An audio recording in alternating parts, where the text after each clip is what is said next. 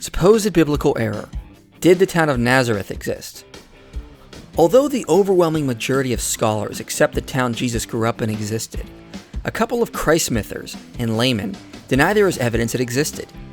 Even James Randi jumped on this idea that Nazareth never existed. However, most of the arguments against the existence of Nazareth come from René Salm, who is not a scholar or an archaeologist, and his work has been heavily criticized by actual experts in the field. In reality, we do have sufficient evidence for the existence of Nazareth. The University of the Holy Land launched the Nazareth Village Project, and archaeologists working at the site have found a vast amount of material dated to the time of Jesus, including the remains of ancient pottery, a wine press, 3 watchtowers, olive crushing stones, an irrigation system, and evidence of farming and quarrying. This was all published in the 2007 Bulletin of the Anglo-Israeli Archaeology Society, and the paper is attached below in the information section for anyone who wants to read it. In a review of Salm's work, archaeologists who worked on the site at Nazareth noted Salm ignored the data and revealed a lack of expertise. To quote them, "It would appear that the analysis, which René Salm includes in his review, and his recent book must, in itself, be relegated to the realm of myth."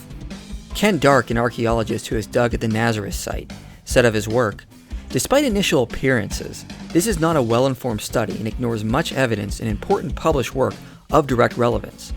The basic premise is faulty, and Salm's reasoning is often weak and shaped by his preconceptions. Overall, his central argument is archaeologically unsupportable."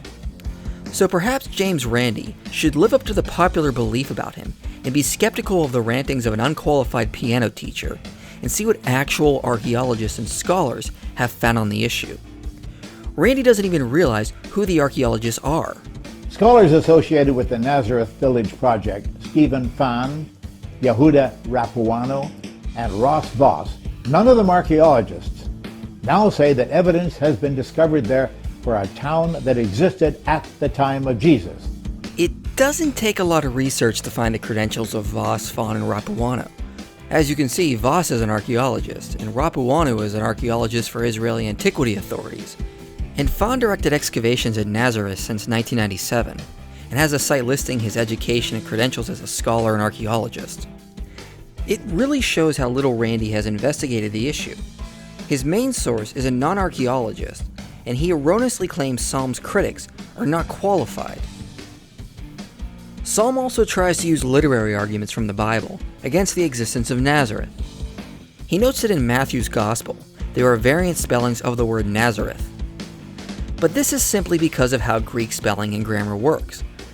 Occasionally, the Greek spelling of words changes if the next word starts with a vowel or a rough breathing.